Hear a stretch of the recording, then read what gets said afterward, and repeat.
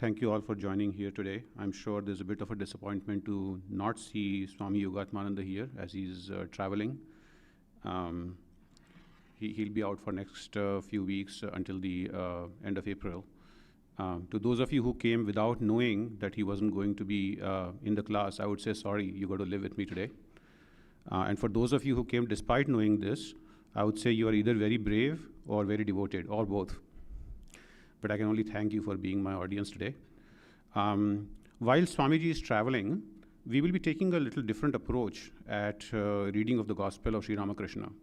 Like how he typically does, rather than reading a passage and elaborating on its context, its teachings and underlying philosophical ideas, we will take up some themes that go across the Gospel and discuss the various ideas, teachings, incidents that cover various aspects of these themes.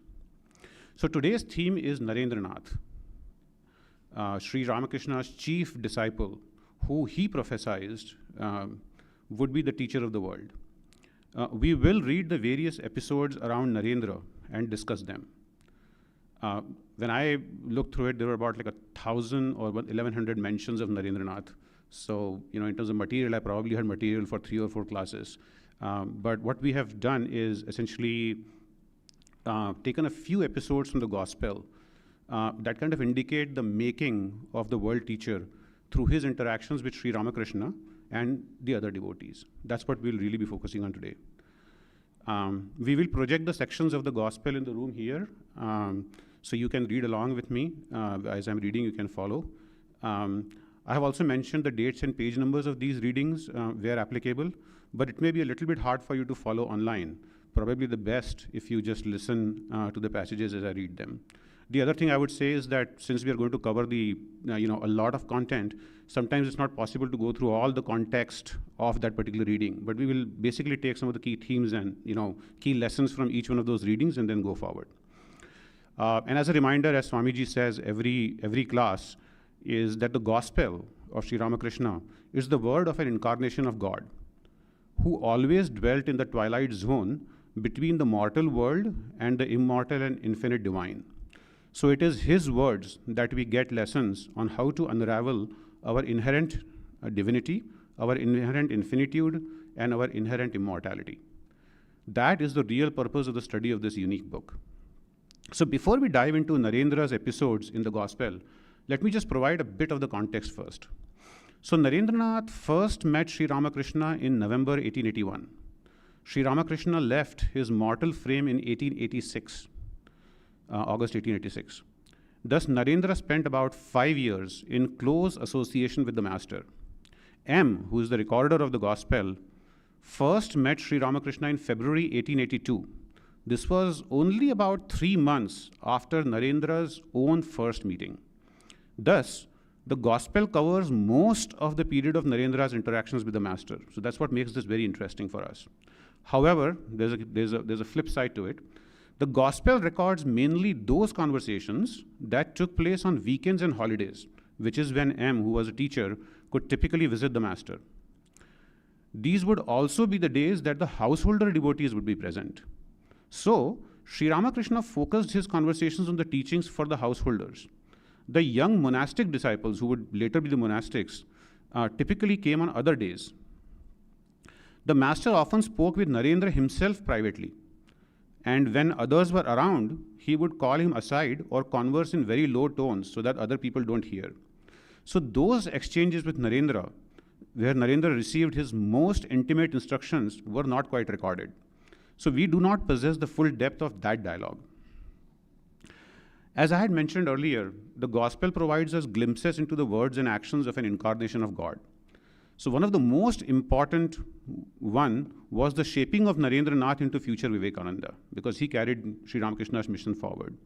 So in the Gospel, what we see is the flashes of that making through either prophecies or disciplining of Narendranath, testing him, showing his affection, transmission of spiritual knowledge, and his grace. So as the Master, Sri Ramakrishna, was preparing the messenger who would later carry Vedanta to the modern world. So small windows that these may be, they do provide crucial insights for us to meditate and reflect on. And after considering various approaches of how we could probably go about this talk, I decided to read these passages in the order in which they appear in the Gospel. So it may not flow as a story, but what it does allow us to do is to see the progression of Narendra's learning. Initially, he didn't visit the master frequently. So he appears only here and there in the earlier pages of the Gospel. But he appears more frequently and much more prominently towards the latter part of the Gospel. What you get from these conversations is not a complete biographical sketch of Vivekananda, but a glimpse into his interactions with the master.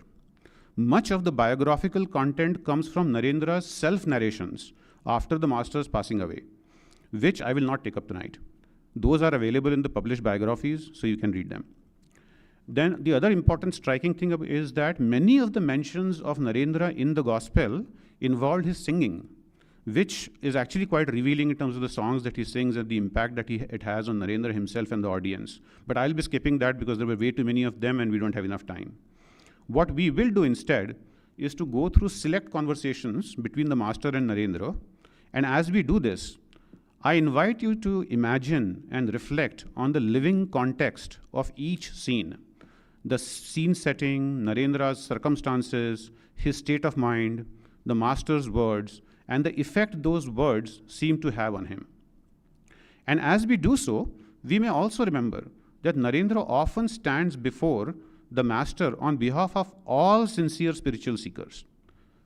In that sense, these conversations are not only about him, but also lessons for us in our own struggles, our own resistance, and the way in which spiritual truth gradually takes hold of a life. It is also worth noticing the similarity, or for that matter, even the differences, between master's instructions to Narendra and that of our respective gurus that they give to us. So we'll start reading now. So the first reading is about the first encounter with Narendra, M's first encounter with Narendra. It appears on the page 83 of the Gospel, and as I said, in February 1882. It was Sunday afternoon when M came on his third visit to the master. Sri Ramakrishna was sitting on the small couch. The room was filled with devotees who had taken advantage of the holiday to come see the master. M had not yet become acquainted with any of them, so he took his seat in a corner. The master smiled as he talked with the devotees. He addressed his words particularly to a young man of 19 named Narendranath, who was a college student and frequented the Sadharan Brahmo Samaj. His eyes were bright, his words were full of spirit, and he had the look of a lover of God. M guessed that the conversation was about worldly men who look down on those who aspire to spiritual things. The master was talking about the great number of such people in the world and about how to deal with them. So master says to Narendra, "How do you feel about it? Worldly people say all kinds of things about the spiritually minded. But look here, when an elephant moves along the street, any number of curs and other small animals may bark and cry after it, but the elephant doesn't even look back at them. If people speak ill of you, what will you think of them?" So Narendra replies, "I shall think that dogs are barking at me." Master, smiling, "Oh no, you mustn't go that far, my child." And then there's a laughter in the room. God dwells in all beings, but you may be intimate only with good people. You must keep away from evil-minded. God is even in the tiger, but you cannot embrace the tiger on that account. And again, everybody laughs. So in this first encounter, we get a glimpse into Narendra's striking personality.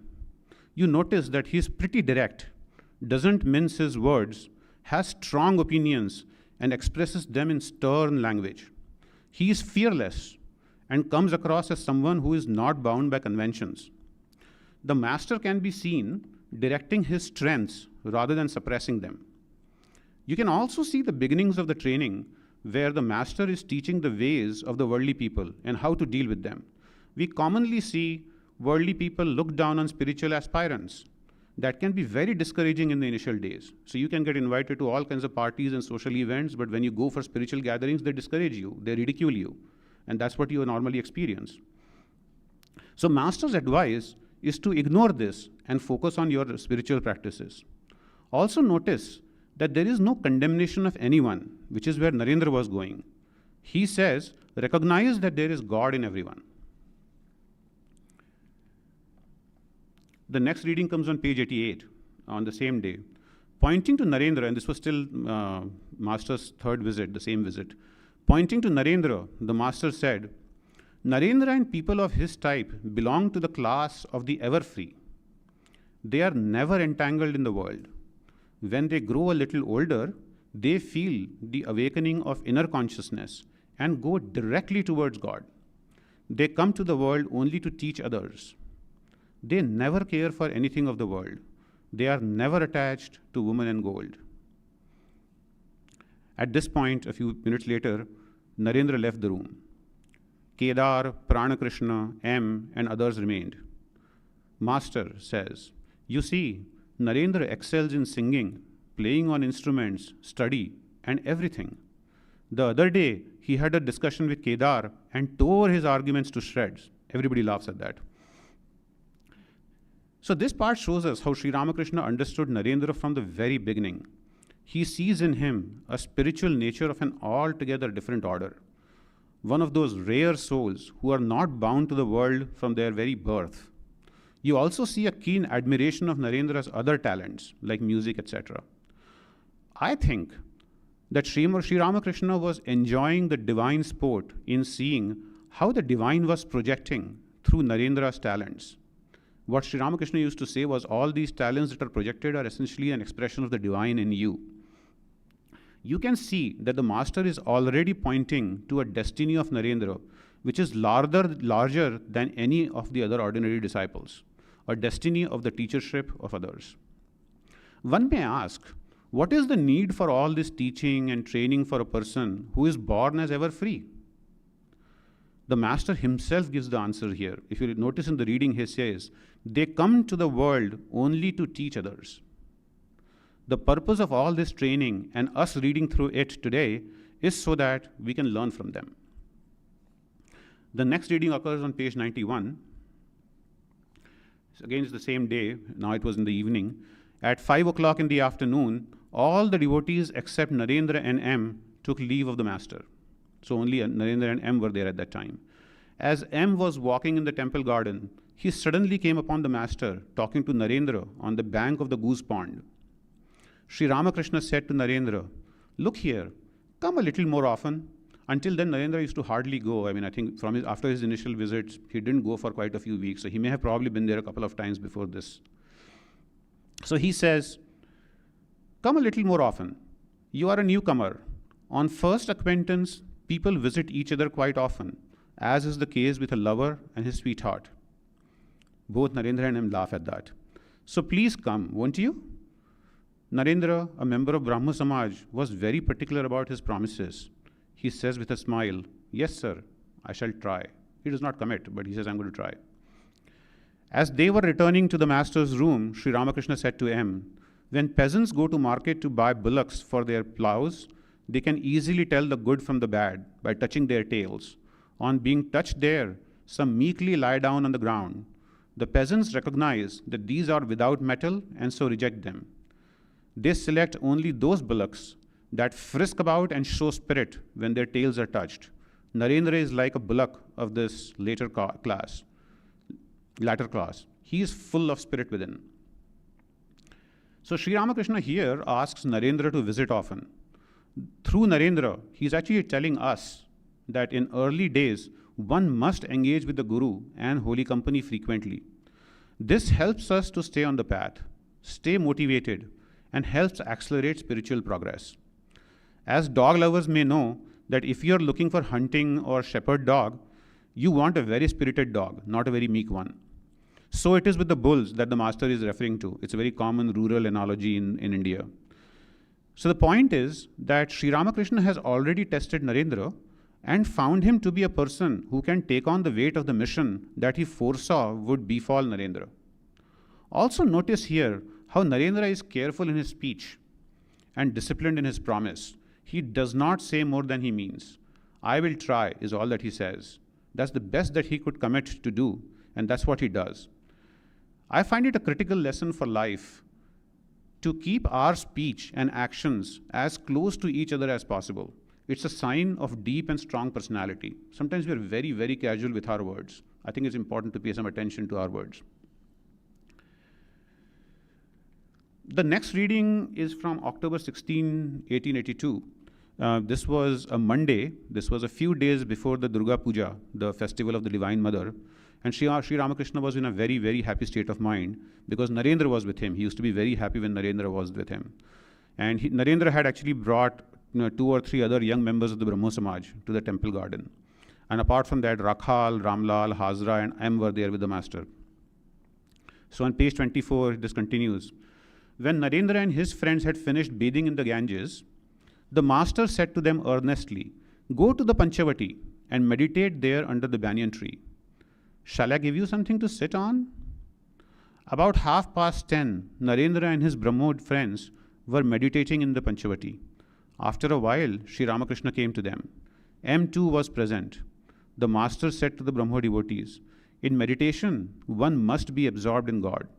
By merely floating on the surface of the water, can you reach the gems lying at the bottom of the sea?" Narendra and his friends came down from their seats on the raised platform of the Panchavati and stood near the master. He returned to his room with them. The master continued, "When you plunge in the water of the ocean, you may be attacked by alligators, but they won't touch you if your body is smeared with turmeric. There are no doubt 6 alligators: lust, anger, avaris, and so on within you, in the heart's fathomless depths.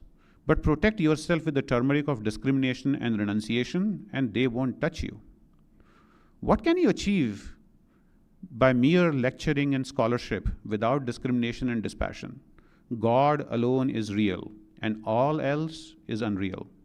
God alone is substance, and all else is non-entity. That is discrimination. First of all, set up God in the shrine of your heart, and then deliver lectures as much as you like." So here, we begin to see the master actively training Narendra on spiritual practices. He asks the young seekers to meditate. He is ready to provide the required articles and teaches them that spiritual life is not a matter of staying at the surface, but to plunge deep into God consciousness. There are too many people who are thrilled by some initial spiritual experiences and don't really progress further. Sri Ramakrishna urges us to go deep. He is also very clear. One must realize God first and only then think of influencing others. A little like wearing your mask first before helping others to put on. He also stresses 2 disciplines that will appear again and again in Narendra's formation and in general more broadly in the gospel: discrimination and renunciation. The next reading is on Sunday, October 22nd, 1882. It was the day of Vijayadashmi. This was the last day of the celebration of the worship of Durga. So the same festival that we just read about, this was the last day. And this is the day when the clay image is immersed in the water of the lake. So what M was describing was Keshav Chandra Sen, who was the leader of the Brahmo Samaj, his description of Durga Puja. So they used to go there, to Brahmo Samaj, so he was describing what Keshav had said. Sri Ramakrishna listened to the description, questioning M now and then about the prayers conducted by Keshav. At last he said to M, "Don't go hither and thither, come here alone. Those who belong to the inner circle of my devotees will come only here. Boys like Narendra, Bhavnath, and Rakhal are my intimate disciples. They are not to be thought lightly of. Feed them one day." So here, as you can clearly see, Sri Ramakrishna openly identifies Narendra as belonging to his intimate circle. What he emphasizes is significant, like don't take him lightly, feed him. The next reading comes on June 4th, 1883. This was about 9 o'clock in the morning, and the devotees begin to arrive at the temple garden. Sri Ramakrishna was sitting on the porch of his room facing the Ganges. So there's a porch that faces the Ganges. That's where he was sitting. And M had spent the previous night with the master, and he sat near him. Balaram and several other devotees were present. Rakhal lay on the floor, resting his head on master's lap. Imagine that scene. And for the past few days, the master had been regarding Rakhal as baby Krishna. So here's what master says. I know these youngsters to be Narayana himself. At my first meeting with Narendra, I found him completely indifferent to his body.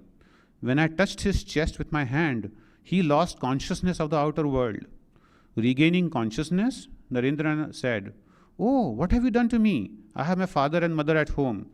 The same thing happened at Jadu Malik's house. This incident is often found in Swami Vivekananda's biography. Sri Ramakrishna was prepared to give this highest experience with a mere touch so early to the deserving disciple. He even tried multiple times, not just once. But the teaching was meant to come over a period of time through struggles, trials, and tribulations, as we will see later in this reading today. The Guru is typically willing to instantaneously give us the highest. And we usually go to the Gurus and say, why am I not getting, some experience? I mean, honestly, they are very ready to give it to you. The problem is that the spiritual realization is a long journey. And what we must learn is to be intense and patient in our spiritual pursuit at the same time, so that we can prepare ourselves for that moment. The problem is we are not ready, so we have to do the preparation. And this is what was being demonstrated in this particular incident between Narendra Nath and Sri Ramakrishna. The next reading comes on Wednesday, September 26th, 1883. There were very few devotees with the master, for most of them came on Sundays. This was a Wednesday. M somehow came on Wednesday this time. Rakhal and Latu were living with him the greater part of time. M arrived in the afternoon and found the master seated on the small couch. The conversation turned to Narendra. Master, to M, have you seen Narendra lately?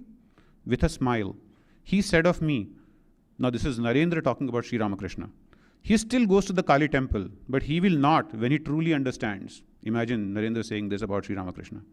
His people are very much dissatisfied with him. This is Sri Ramakrishna saying that Narendra's people are very much dissatisfied with him because he comes here now and then. The other day, he came here in a hired carriage and Surendra paid for it.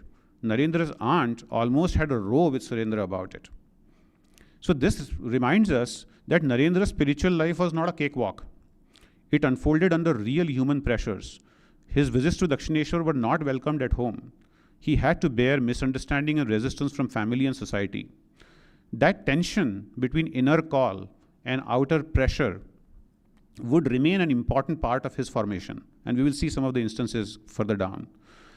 And there's a lesson in this for us too. We must persist despite these types of pressures on us. There is also an interesting comment about Master going to Kali temple, as you saw. And we'll come back to that a little bit later. I mean, this will also come again. So Narendra, as we saw, he was not meek. I mean, he would say whatever he wanted to say.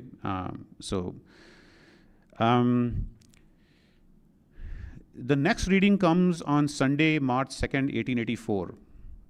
And keep the timeline in mind. We had 81 to 86, the time frame that Narendra spent with Sri Ramakrishna. Narendra's father, a lawyer of the High Court of Calcutta, had passed away suddenly. He had not been able to make provision for the family, which consequently faced grave financial difficulties. The members of the family sometimes had to go without food. Narendra was therefore passing his days in great anxiety. Narendra was sitting on the floor in front of the master. Master says to Trailokya and the other devotees.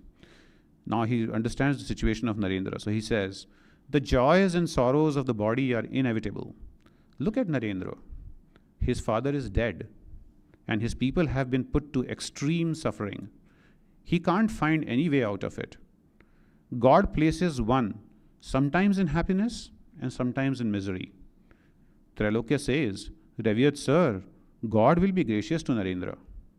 The master spoke as if piqued because God had not yet shown his kindness to Narendra.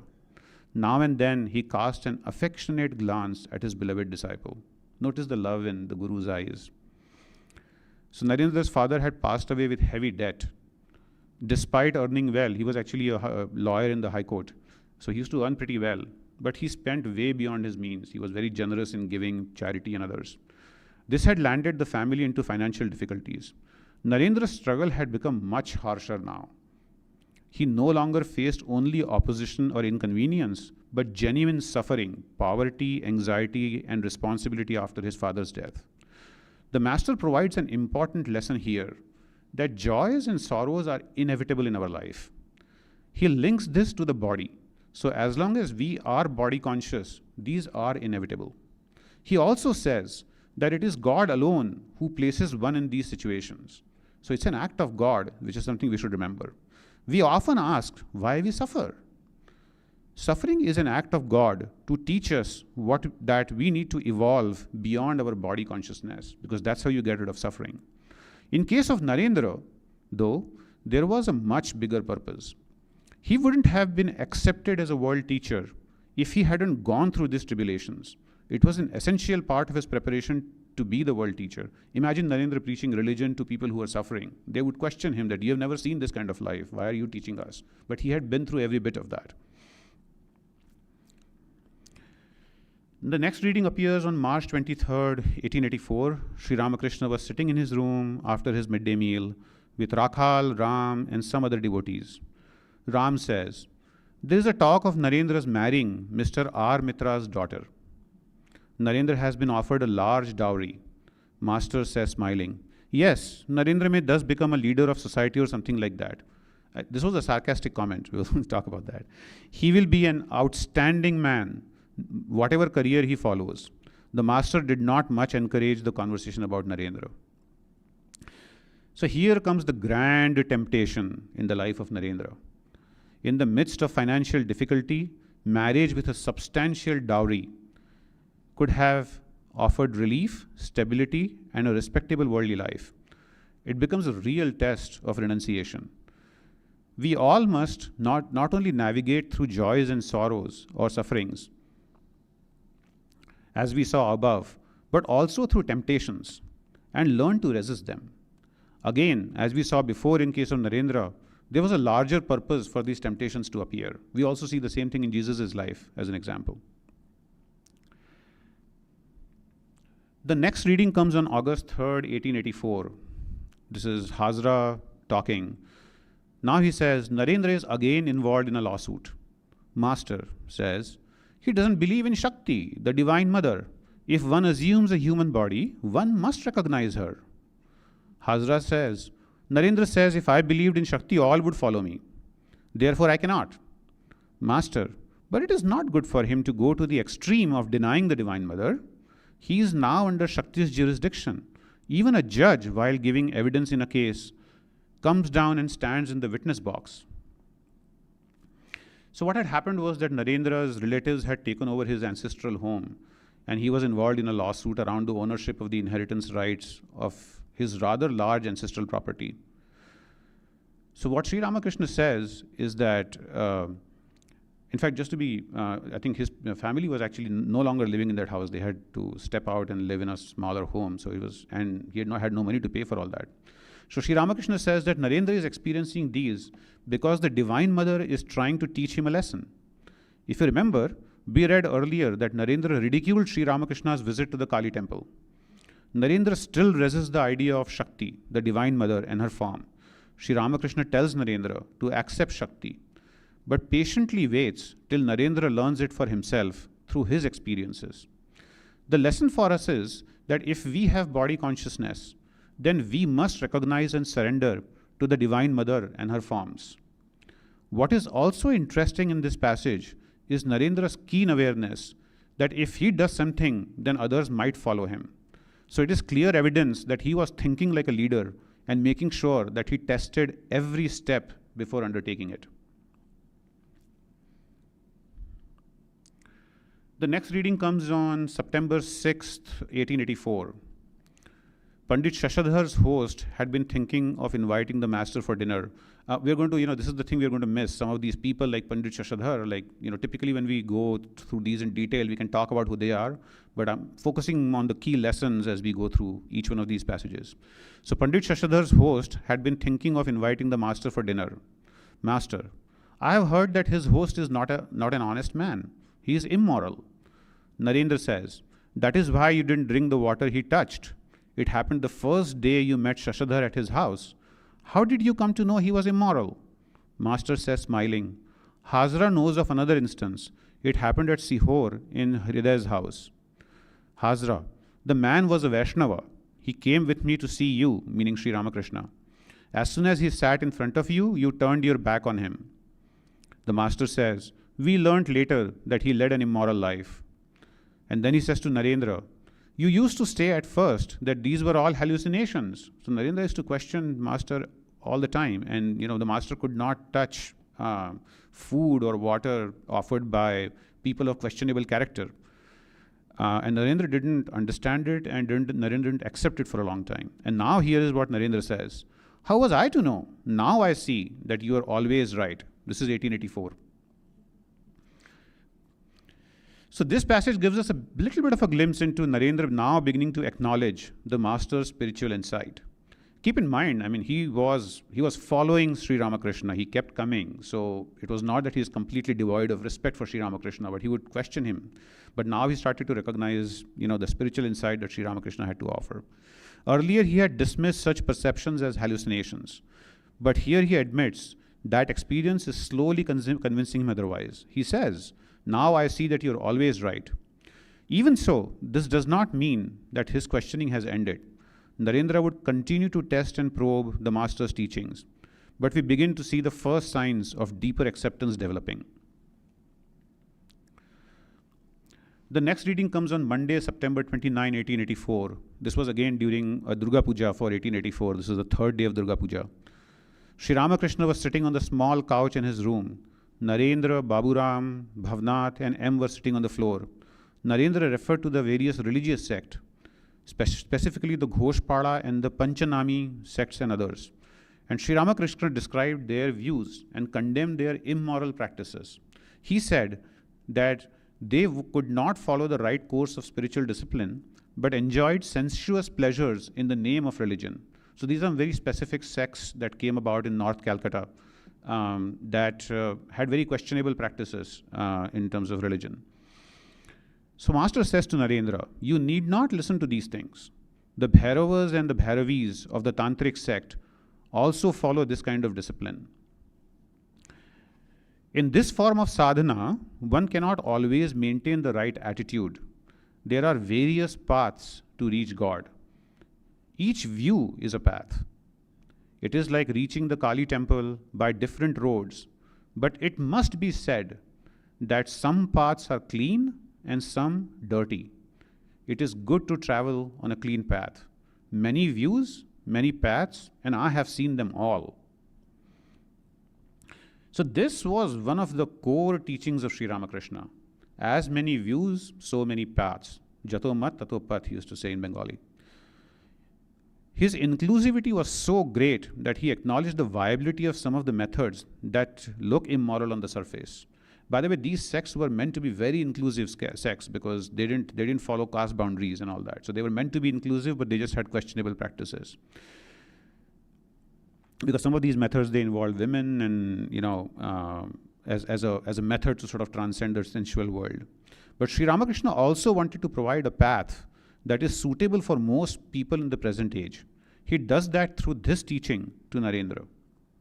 While acknowledging that many paths can lead to God, which was his Catholic view, he cautions that some are difficult and prone to misuse, and therefore advises Narendra against going on these risky paths, thereby also setting a mold for all of his followers, not just for Narendra. The next reading comes on Sunday, March 1st, 1885.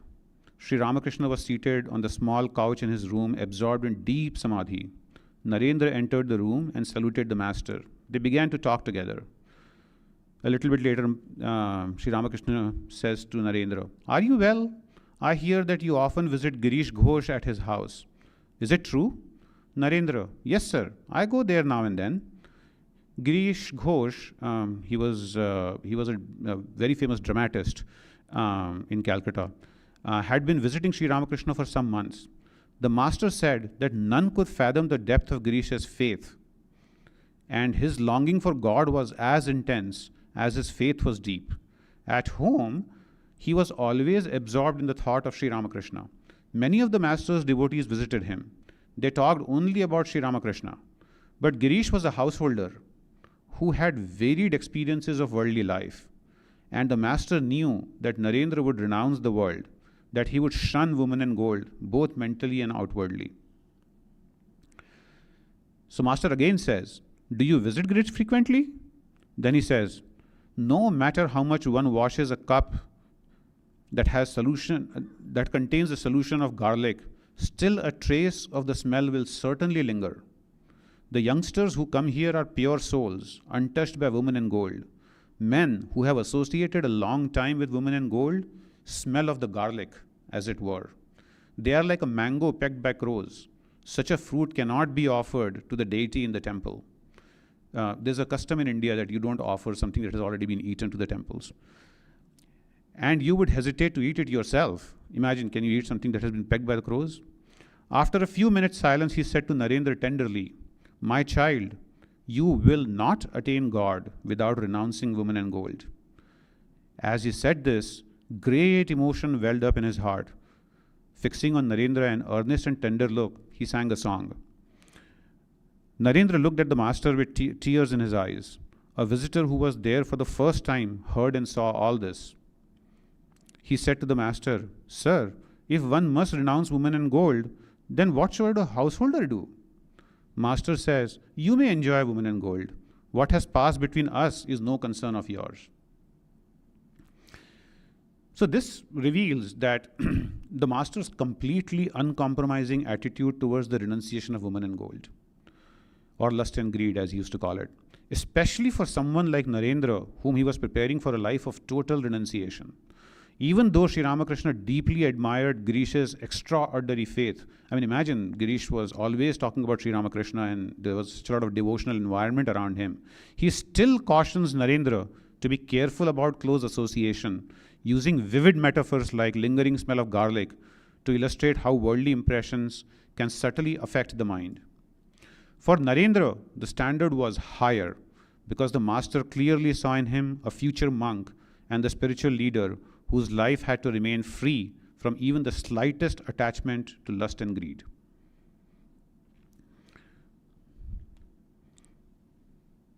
Sorry, I should have forwarded the slide. The next reading comes on Saturday, May 9th, 1885. Narendra says to Girish M. and others, "How am I to believe in the words of scripture? The Mahanirvana Tantra says in one place that unless a man attains the knowledge of Brahman, he goes to hell. And the same book says in another place that there is no salvation without the worship of Parvati, the Divine Mother. Manu writes about himself in Manu Samhita. Moses describes his own death in Pentateuch. The Sankhya philosophy says that God does not exist because there is no proof of his existence. Again, the same philosophy says that one must accept the Vedas and that they are eternal. But I don't say that these are not true. I simply don't understand them. Please explain them to me. People have explained the scriptures according to their fancy. Which explanation shall we accept? White light coming through a red medium appears red, through a green medium, green. So a devotee says, who was sitting there, the Gita contains the words of God. And Master says, yes, the Gita is the essence of all scriptures. A sannyasi may or may not keep with him another book, but he always carries a pocket Gita. So Narendra, by the way, was a very avid student of religion and philosophy, or for that matter, many other subjects. After a deep study of various subjects, he voices the contradictions and diversity of interpretations between various scriptures and saints. And as you can imagine, some of us may have gone through this, but such a study can be very confusing. And what Narendra is seeking is clarity. Which of these explanations should we accept, he questions. So Sri Ramakrishna, as you notice, does not really directly answer his question. right? But he points him to Gita as the essence of all the scriptures, as the word of God. In other words, amid interpretive confusion, the master points him towards a text that he can lean on. And Swami Vivekananda, by the way, later in his life, always carried Bhagavad Gita in all his travels. He always had a copy of Bhagavad Gita with him. And as aspirants for us, I think it's a valuable advice coming from an incarnation of God to treat Bhagavad Gita as the essence of all scriptures and to drive our guidance and inspiration from it. The next reading comes on July 13th, 1885. This was a car festival in Balram's house. Sri Ramakrishna was told of a devotee who had divine visions even while he was awake. The master said, "I am not surprised. Narendra too sees forms of God nowadays." Then master says to devotees, "My mind tells me that Nitya Gopal's present state," I think that was the devotee that was probably being mentioned before. "My mind tells me that Nitya Gopal's present state will undergo a change. His entire mind will be concentrated on me, on him who dwells in me. Don't you see how Narendra's whole mind is being drawn towards me?" So Narendra is now beginning to have visions of forms of God. The remark that Narendra's whole mind was now being drawn towards the master is particularly insightful. It suggests that Narendra was increasingly surrendering himself to Sri Ramakrishna and was treating him as a spiritual guide. It shows how the relationship had matured from questioning and testing into a deep inner connection that was shaping Narendra's future path.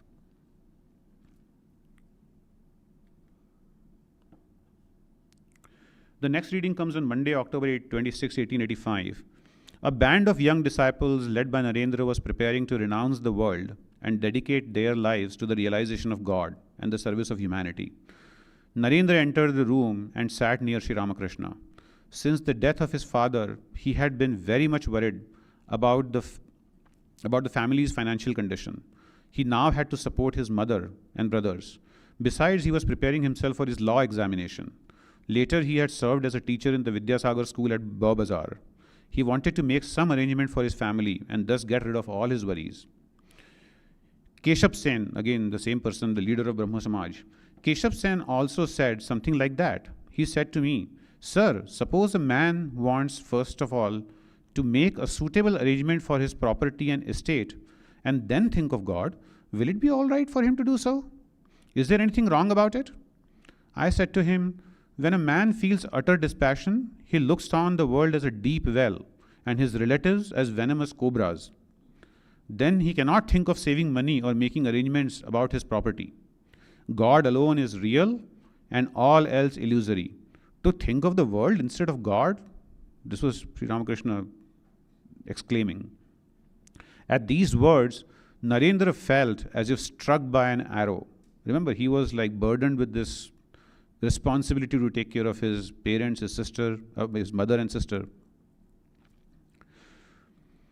and lay down on the floor. M understood what was going through Narendra's mind and said with a smile, "What's the matter? Why are you lying down?" Imagine the impact of this instruction on Narendra.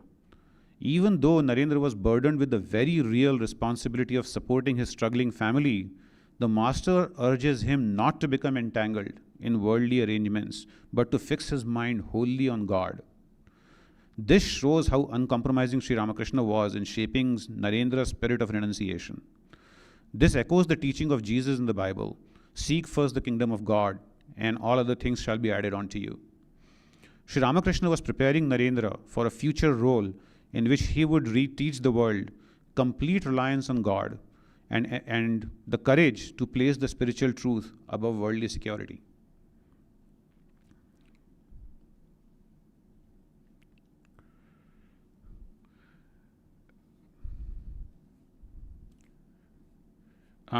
This is the next reading, I think it's on the same day.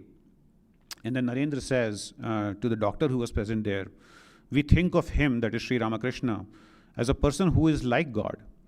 Do you know, sir, what it's like? There is a point between the vegetable creation and the animal creation where it is very difficult to determine whether a particular thing is a vegetable or an animal.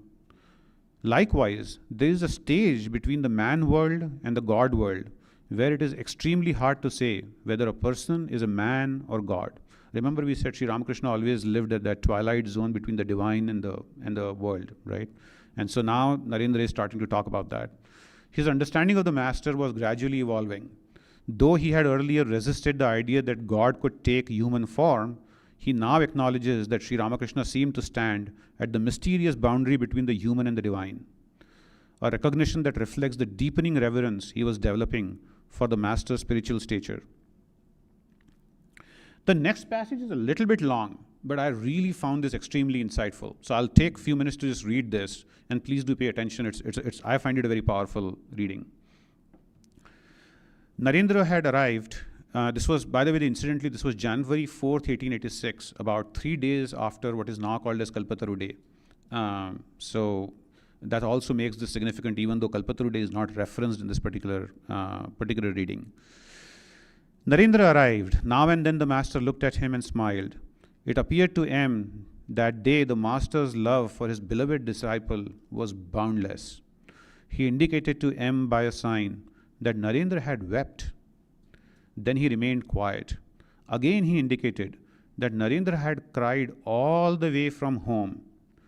No one spoke. By the way, his home was not very close to Dakshineshwar, so he had walked all the way crying.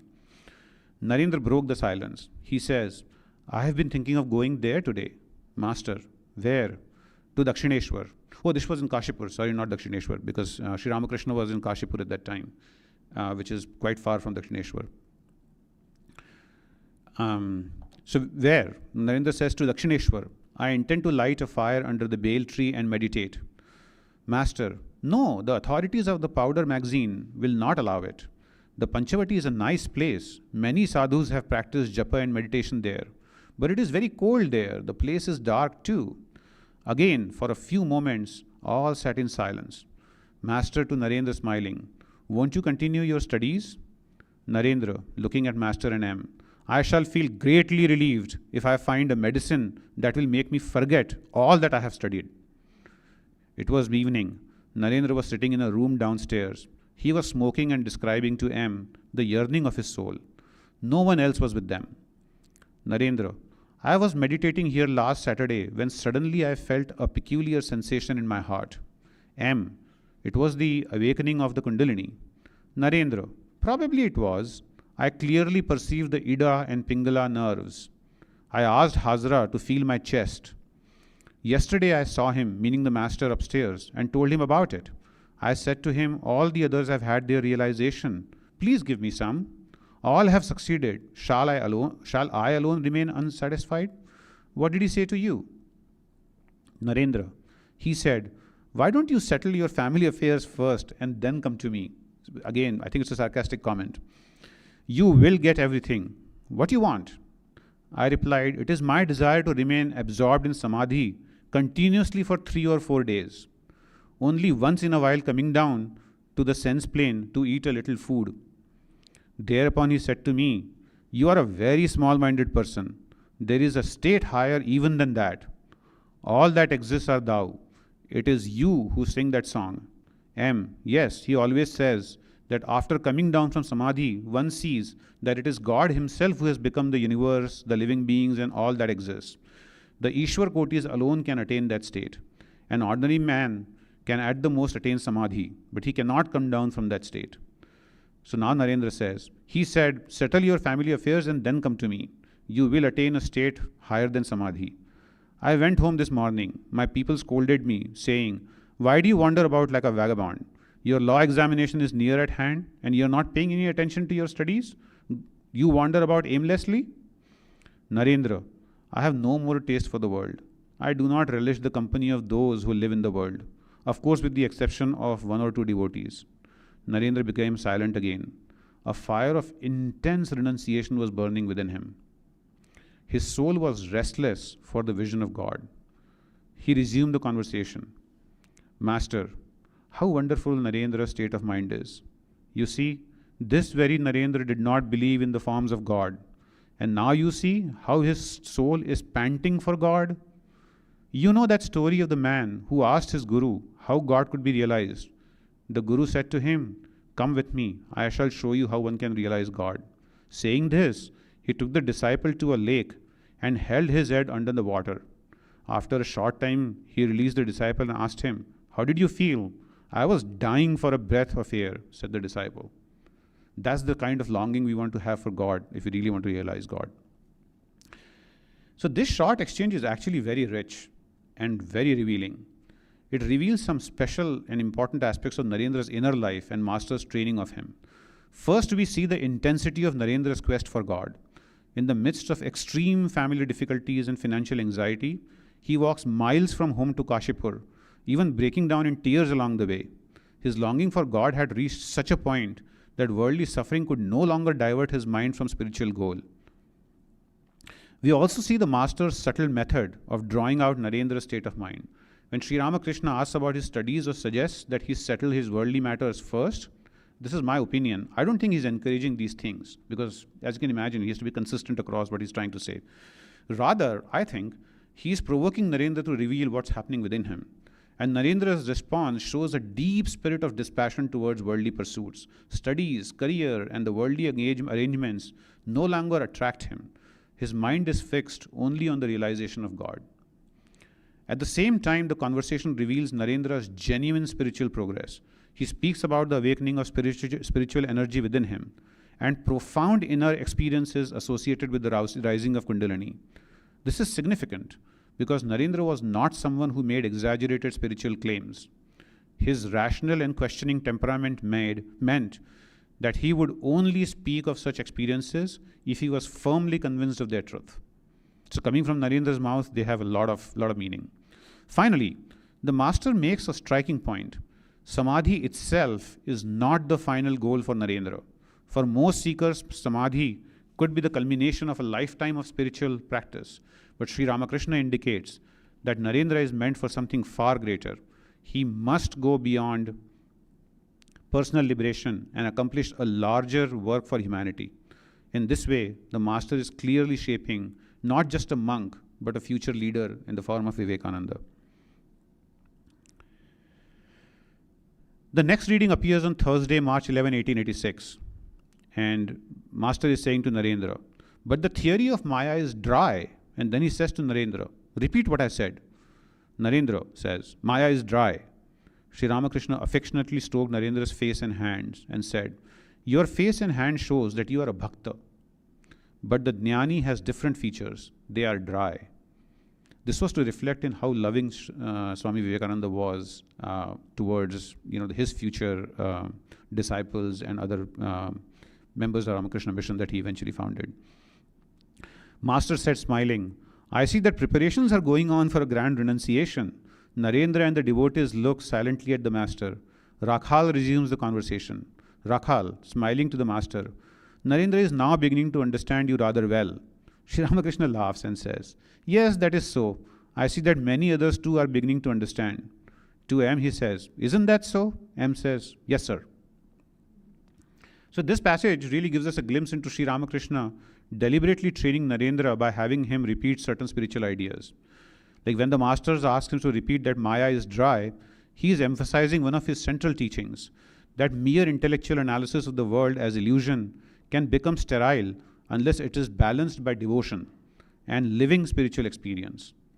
In asking Narendra to repeat and reflect on such points, the Master is gradually shaping him into someone who can clearly articulate such truths later. We also see a significant development from the previous passage. Earlier, we witnessed Narendra's growing dispassion towards worldly life. But here, the Master openly acknowledges the next stage. I see that the preparations are going on for a grand renunciation. He was preparing to be a monk. This is the Master's recognition that Narendra is now inwardly ready to move towards the life of a monk. At the same time, when Rakhal remarks that Narendra is beginning to understand the Master, Sri Ramakrishna agrees, suggesting that Narendra is now grasping the deeper meaning of his teachings. This is important because in the future, Narendra would become the voice that carried the Master's message to the world.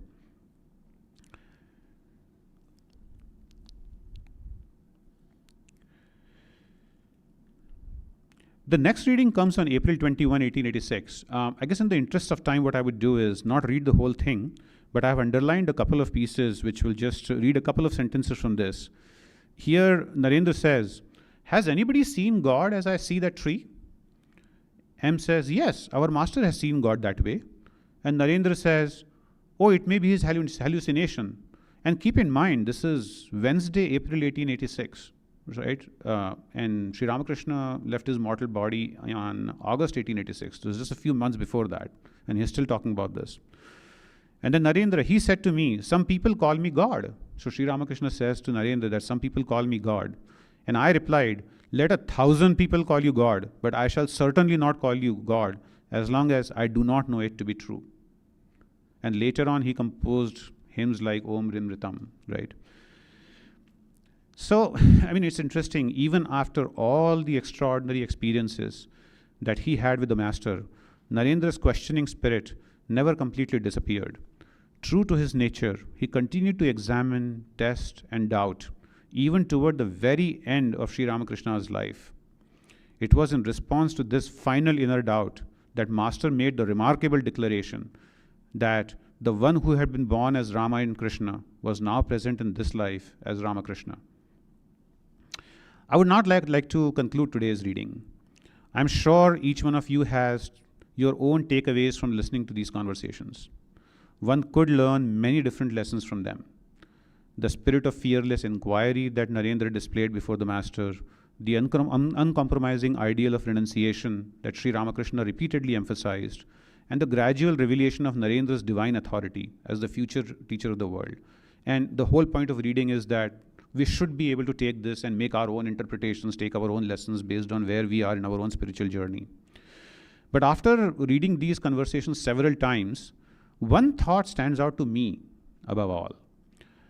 The essence of the spiritual life seems to me to be the effort to prepare ourselves to become a perfect instrument through which the divine can work. A tool has no purpose of its own. Its purpose lies in the hands of the one who uses it. In the same way, the highest spiritual realization may be to become so free of ego, so surrendered to God, that we become His instrument alone. All spiritual disciplines, whether it is prayer, meditation, discrimination, renunciation, are ultimately meant to bring us to this state. Through the guidance of his guru, through intense struggles and total renunciation, Narendra was gradually molded into Swami Vivekananda.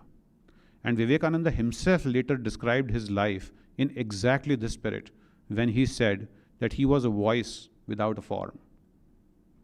The message he gave to the world was not his own. It was the living message of Sri Ramakrishna. The work he carried out was not his own. It was the Master's work and mission. And even the great organization that arose through him, that Swami Vivekananda created, which is the Ramakrishna Math and Mission, was in essence the unfolding of Sri Ramakrishna's spiritual power in the world. And that is what we today are a part of. And perhaps that is the final lesson these conversations leave with us. The purpose of spiritual life is not to become great ourselves, but to become empty to become empty enough that the divine can work through us. Like a dry leaf that flies wherever the wind takes it. When that happens, as in the life of Swami Vivekananda, the voice and actions may seem human, but the power and intent behind it is God's. Thank you. We will now do the closing prayer. May the divine, who is Father in heaven of the Christians, Holy One of the Jewish faith, Allah of the Muslims, Buddha of the Buddhists, Tao of the Taoists, Great Spirit of the Native Americans, Aura Mazda of the Zoroastrians, and Brahman of the Hindus, lead us from the unreal to the real, from the darkness to light, from death to immortality.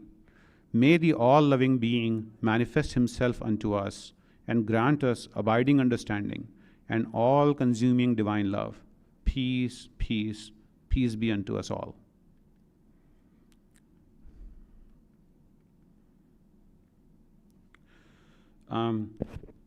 Just a couple of quick announcements before we go to questions. One is, before you leave, there are some fruits kept there that have been offered as for puja this morning. So if you guys want to take that as prasad, please feel free to. And Charlie, you have an announcement to make about the retreat? Yes. Microphone number 8. On Saturday, March 28th from 10 a.m. to 1 p.m. There is a Sangha. On Saturday, March 28th from 10 a.m. to 1 p.m. There is a Sangha with Sudhakar Das of the Vedanta Academy of India. At 10 a.m. there'll be a talk on the art of relationship. At 11:30 a.m., Ancient Wisdom for Modern Living. So please register for that at the Vedanta Prav website. It'll be right here on Saturday, March 28th, and registration is required.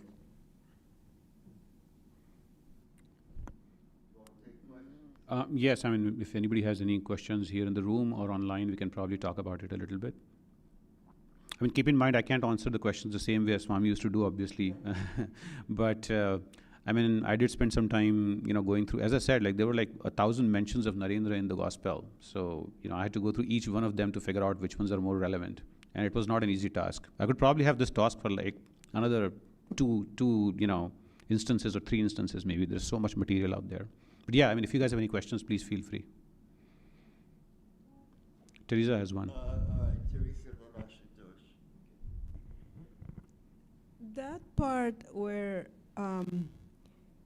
Narendra told him, that he has hallucinations, talking about the master. When I read that a long time ago, it struck me because I said, but he already bowed down to Mother Kali, and that meant that, like as I said on Sunday, it was like a turning point in his life. But that statement, when I read that later, I said, but if he has really like accepted, Mother Kali, therefore is not an hallucination, of Thakur. So why he made that statement, that statement saying like, oh, it's probably, his hallucination. That has always been something like I just can't reconcile. Yeah, I mean, it's an interesting observation. I mean, I don't know the timing of those two. Plus, I think the experience that he had that night when he saw Mother Kali, I really don't know what the experience was like, and maybe in his mind there was a distinction between that experience versus the experiences that Sri Ramakrishna was talking about. But maybe more broadly, what I see is that Swami Vivekananda, or Narendranath for that matter, I mean, he always was extremely rational and logical. So, like I think, for example, somewhere he says that, I would go and trust the best scientific medication that's available to me, because he's just like, I don't want to get into any kind of, belief type of curing. So I think that's why he's saying like he always he maintained for a long time that, at the end of the day, what you're seeing is a projection of your mind, right? So, yeah, I mean, I don't know that I have a good answer for your question, but maybe just something to reflect on.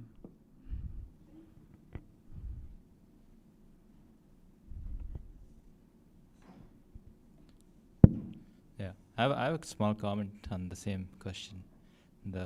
Like when you read Swamiji's letters, like not necessarily about like the hallucinations or anything, but when you read his letters, like from I think 1893 or in before 1888 and all that, and then towards the end of his life, even in his letters, his like tone and like what he says about Sri Ramakrishna changes. So in the first part, like the first, I think 88, 89, those years. So when he, like there are a few letters, he writes like saying, either Sri Ramakrishna is the Jivan Mukta that the Vedanta speaks about, or he is the incarnation that he himself claimed to be. Mm-hmm. Right? So even then he's like he just leaves it open. He's like, okay, maybe it's still true. But towards the end of his life, his letters are more like he has complete faith, and so I just had a small comment. Yeah, and again, it's very hard for us to interpret what his intentions behind doing all of that would be, because as you said, I mean, I mean, he had the highest experiences even before he started to go about, preaching. And some of it could very well be that he was projecting these opinions so as to create a certain type of culture and environment within the organization or among his people, and not to be dogmatic about things. The other thing which is, like, I found interesting about Swami Vivekananda, which probably is another thing that might influence some of these things, is that as you read Swami Vivekananda, when he takes up a point of view, he goes extremely strong in that point of view to the exclusion of the others. And then he can very quickly flip to the other side and then take that point of view so strongly to the exclusion of his original point of view. So there are times when you see that conflict between his own teachings and sayings, which I think we have to sort of take the whole thing in a holistic way for us to really truly understand what he's trying to say. Yeah.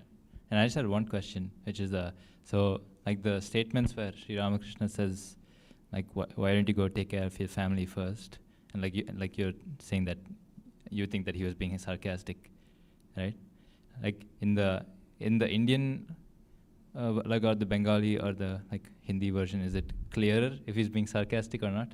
Because in the English version, it's not very easy. Sometimes to say. it can be confusing. I don't know if Abhijit, if you look through, because I know you have the Bengali version. I don't know if it became clearer to you just by looking at the corresponding language, if that was sarcastic or he was like being more. Like, yeah, really good. The part where he says, why don't you go take care of your family first and then come to me? No, I don't remember exactly, but Okay. I think because he was going through family turmoil at that point of time, right? So not the best time to do spiritual practice, right? if your mind is so far troubled with it's not an easy thing. Yeah. Yeah. I mean, my Yeah, interpretation was a little bit like, I mean, when you're going through these things first, what I notice sometimes what our gurus do with us is they ask you to maybe take care of these things first. And two things are happening at the same time. On one hand, to Abhijit's point, they're giving you the room to go deal with it and then come back to the situation whenever the timing is right. The other part of it, I think, is they're also testing your resolve, right? So, so this was like the Nachiketa story where he said, like, oh, I'll give you all these things, don't ask me this question. But what was really happening there was maybe being a little bit of test of his resolve, right? So I think there's a little bit of that going on here to test Narendra's resolve. And in that sense, I feel that, I think there was a little bit of, oh yeah, fine, you go take care of this, all these things like God you can handle later. But as you can imagine, it's very hard to imagine that Sri Ramakrishna would say this with like genuine, I mean, for somebody for whom the world is dream and the world is, is basically unreal, how would somebody say that? But at the same time, he was also very sensitive to the things happening in the world. I mean, he cried at Akshaya's death as an example, right? So I think there's probably a mix of those two emotions in that answer.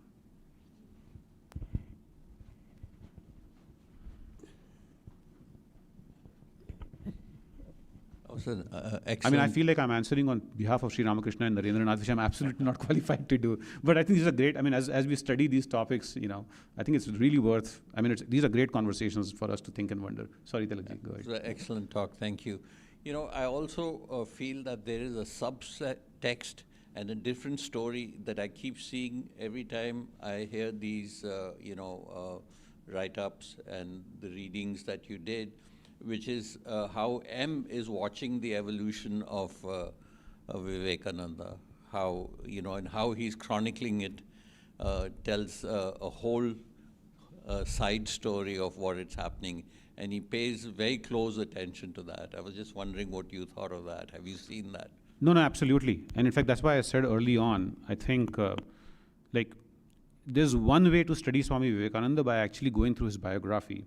And in fact, even if you go to the Gospel, after the death of Master, there's a lot of conversations where Narendra then starts talking about what his experiences with the Master were, right?